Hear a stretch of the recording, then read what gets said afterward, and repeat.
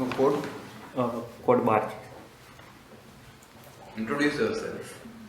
મારું graduation mechanical એન્જિનિયરિંગમાં 2018માં પૂર્ણ કરેલું છે. હાલમાં જ મારું સ્ટેટ ટેક્સ ઇન્સ્પેક્ટર તરીકે સિલેક્શન થયેલું છે. કયા વર્ષમાં મિકેનિકલ એન્જિનિયરિંગ પૂરું કર્યું છે? 2018માં. 2018. હા સર. ઓકે. સ્ટ્રેસ અને સ્ટ્રેન સમજાવો. હા સર. સ્ટ્રેસ છે એ કોઈ પણ વસ્તુ પર જ્યારે ટેન્સાઇલ ફોર્સ આપવામાં આવે ત્યારે એની અંદર એક ઇનર્શિયલ રેસિસ્ટિંગ ફોર્સ ડેવલપ થાય છે. આને સ્ટ્રેસ કહેવામાં આવે છે સર. એ જેના ક્રોસ સેક્શનલ એરિયા પ્રમાણે ડેવલપ થાય છે. અને સ્ટ્રેન છે, આ સ્ટ્રેસ જે આપણે આપ્યો છે, ડેવલપ થયો છે, એના કારણે એના જે ડાયમેન્શન છે એમાં જે ચેન્જ આવે છે એને આપણે સ્ટ્રેન કહી શકીએ છીએ. ઓકે. ડીઝલ એન્જિન અને પેટ્રોલ એન્જિન વચ્ચેનો તફાવત સમજાવો. હા સર. ડીઝલ એન્જિન છે એ ડીઝલ સાયકલ પર વર્ક કરે છે, જ્યારે પેટ્રોલ એન્જિન છે એ ઓટો સાયકલ પર વર્ક કરે છે. બીજું જો આપણે ડિફરન્સની વાત કરીએ તો પેટ્રોલ એન્જિનની અંદર સ્પાર્ક પ્લગ હોય છે, જ્યારે ડીઝલ એન્જિનની અંદર સ્પાર્ક પ્લગ નથી હોતું, કેમ કે ઓટો ઇગ્નિશન ટેમ્પરેચર ડીઝલનું બહુ જ ઓછું હોય છે.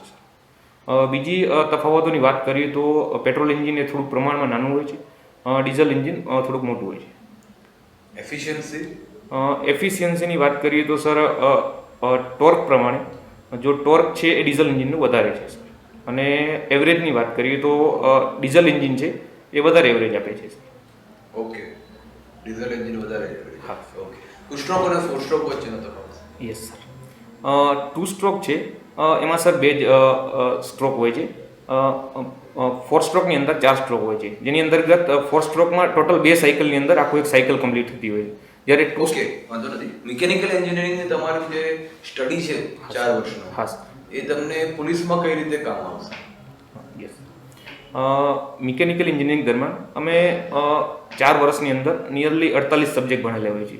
તો આના અંદર અમારે સાયન્ટિફિક ટેમ્પરામેન્ટ એક ડેવલપ થયું હોય છે, જેના કારણે કોઈ પણ સિચ્યુએશન આવે છે એને કેવી રીતે હેન્ડલ કરવી, એનું સોલ્યુશન કેવી રીતના લઈ આવ્યું એ ઉપયોગી થઈ શકે. બીજું ટીમ વર્ક છે સર, કે એન્જિનિયરિંગ દરમિયાન અમે વિવિધ એસાઇનમેન્ટ્સ, વિવિધ પ્રોજેક્ટ્સ કરેલા હોય છે, જેના અંતર્ગત અમે ટીમ વર્કનું જે એક ભાવના છે એ ડેવલપ થયેલી હોય છે.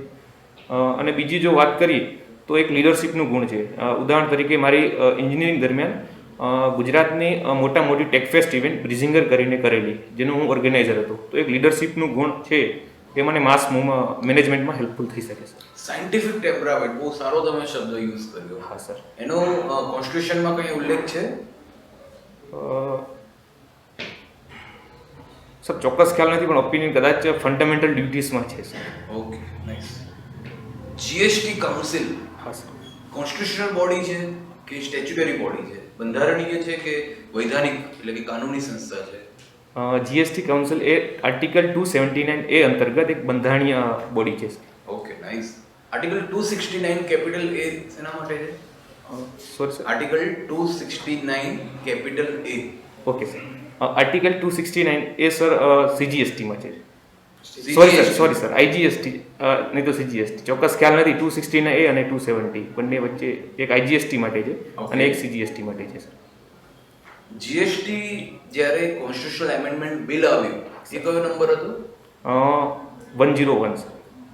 કોન્સ્ટિટ્યુશનલ એમેન્ડમેન્ટ બિલ નો 122 એક્ટ 101.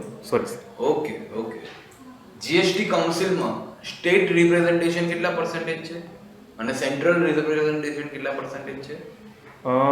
સેન્ટ્રલમાંથી 2 મેમ્બર્સ હોય છે, જ્યારે બધા રાજ્યોમાંથી બધા એક મંત્રી હોય છે. તો રિપ્રેઝન્ટેશનની વોટિંગ પાવરની વાત કયા મંત્રી હોય છે એમાં રાજ્યમાંથી? એવું સ્પેશિયલ ઉલ્લેખ નથી, પણ મોસ્ટ ઓફ બધા રાજ્યોમાંથી ફાઇનાન્સ મિનિસ્ટર જ ત્યાં રિપ્રેઝેન્ટ કરે છે સર. ઓકે.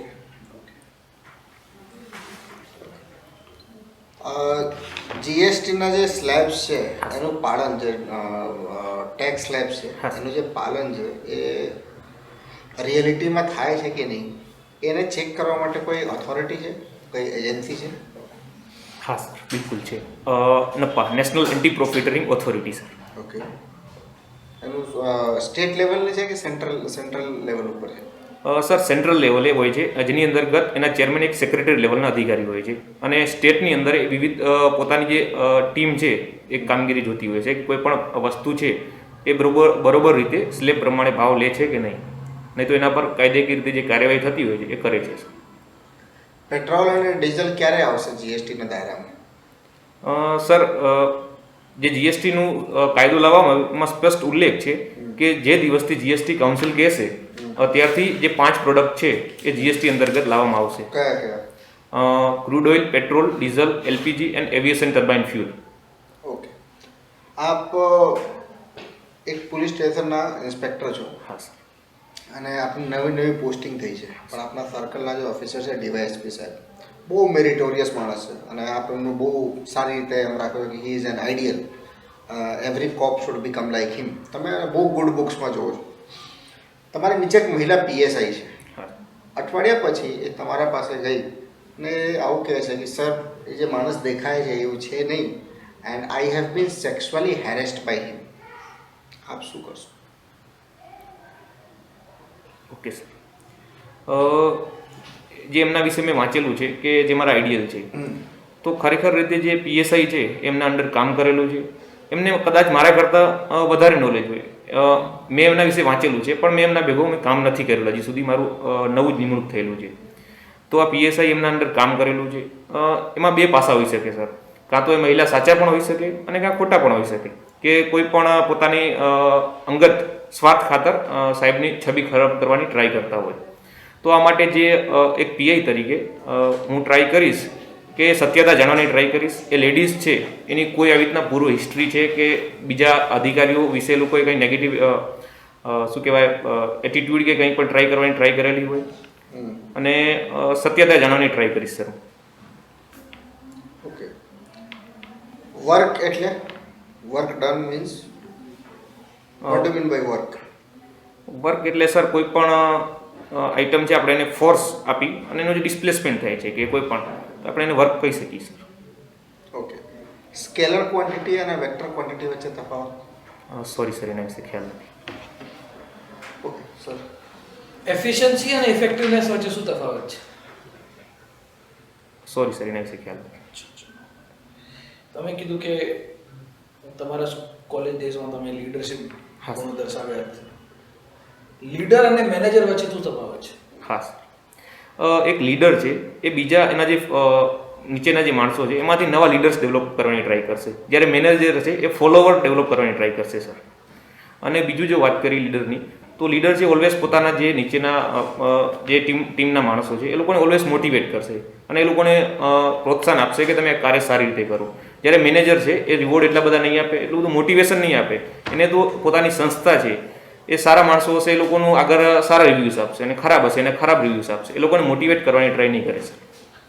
ઇન્સ્પિરેશન અને મોટિવેશન વચ્ચે શું તફાવત છે?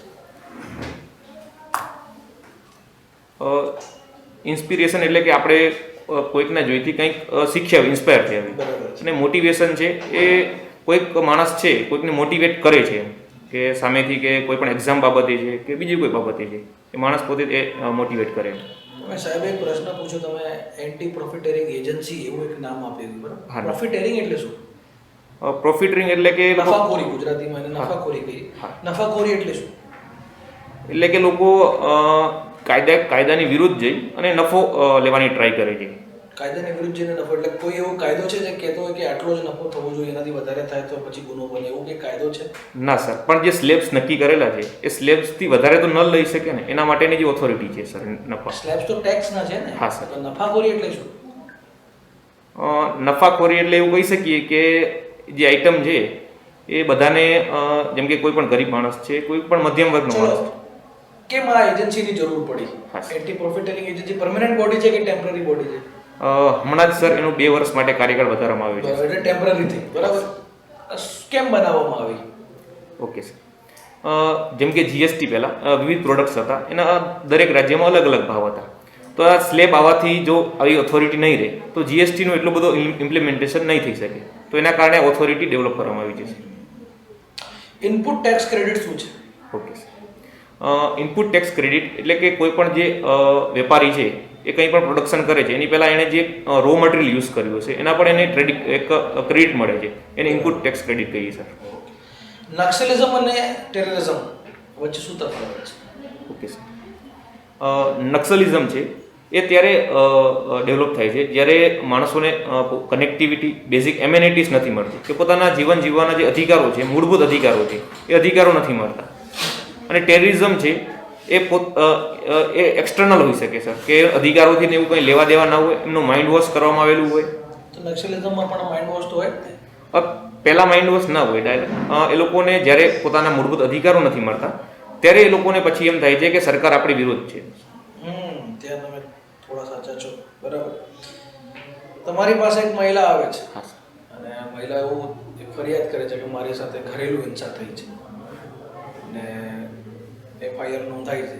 તમે FIR નોંધી દો પછી તમને ખ્યાલ આવે કે તો ખોટું થઈ ગયું, જૂઠું કહી દીધી, પછી શું કરશો તમે? ડોમેસ્ટિક વાયલન્સ મુખ્યત્વે સર બે કારણે થતા હોય છે. ના એ બરાબર છે, તમે ખોટી FIR નોંધી દીધી પછી FIR જો ખોટી નોંધાયેલી છે સર, તો હું આ જોઈશ કે કાયદાકીય રીતે જે મને ખ્યાલ નહીં કે ડાવરી જે એક્ટ છે એની અંતર્ગત શું થતું હોય છે, પણ જો જે પ્રમાણે થતું હશે, કદાચ એને કન્સિલિએશન થતું હશે કંઈ, તો એ કરવાની ટ્રાય કરીશ સર. કન્સિલિએશન થાય છે ડોમેસ્ટિક વાયલન્સમાં? એના વિશે ખ્યાલ નથી સર મને, કાયદા વિશે. ઠીક છે, ઓકે. ડાયરેક્ટ ટેક્સ કલેક્શન ઇન્ડિયામાં ઇનડાયરેક્ટ ટેક્સનું કલેક્શન વધારે છે કે ડાયરેક્ટ ટેક્સનું? હા સર, ભારતની અંદર ઇનડાયરેક્ટ ટેક્સ કલેક્શન વધારે છે સર. ઇનડાયરેક્ટ ટેક્સ કલેક્શન વધારે છે. કયું કલેક્શન વધારે હોય તો દેશ માટે ફાયદારૂપ ગણે છે? ફાયદારૂપ સર જોઈએ તો ડાયરેક્ટ ટેક્સ બંને હોઈ શકે છે. જેમ કે ડાયરેક્ટ જે પ્રમાણે ઇન્કમ છે લોકોની, ઇન્કમ પર વધારે ટેક્સ હોવો જોઈએ, તે એક ટેક્સ પ્રોપોર્શનાલિટી જળવાઈ રહેશે. અને ઇનડાયરેક્ટ ગુડ્સ પર જો વધારે ટેક્સ જાળવવામાં આવશે તો એક પ્રકારનો જે ગરીબ કે મધ્યમ વર્ગ છે એ લોકો પર વધારે ભારણ પડશે.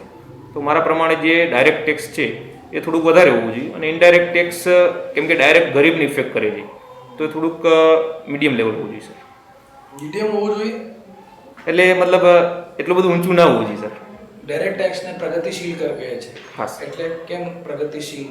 ઓકે સર, જેમ તમારી ઇન્કમ વધતી જાય સર, એમ એનું જે ટેક્સ સ્લેબ છે જે એ વધતો જાય, એટલે એના કારણે તમારી ઇન્કમ વધારે તો ટેક્સ પણ વધારે ભરવાનો. સેસ છે ને, સેસ CESS, એને એન્ટી ફેડરલ ગણવામાં આવે. કેમ એન્ટી ફેડરલ ને ગુજરાતીમાં શું કહીએ? સમવાય તંત્ર વિરુદ્ધ. સમવાય તંત્ર વિરુદ્ધ. કેમ? સોરી સર, એના વિશે ચોક્કસ તો ખ્યાલ નથી મને, પણ જે રિપોર્ટ આપેલી કે સેસ છે એન્ટી ફેડરલ છે, એવું એક રિપોર્ટ છે. ચોક્કસ તો ખ્યાલ નથી, પણ મારા મત પ્રમાણે જે સેસ છે એ પેલા કોન્સોલિડેટ ફંડ ઓફ ઇન્ડિયામાં જાય છે, અને એના દ્વારા જે ફાઇનાન્સ કમિશન હોય છે એના દ્વારા સેસનું ડિસ્ટ્રીબ્યુશન થાય છે.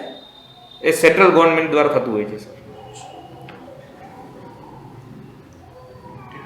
Okay, render over. Thank you.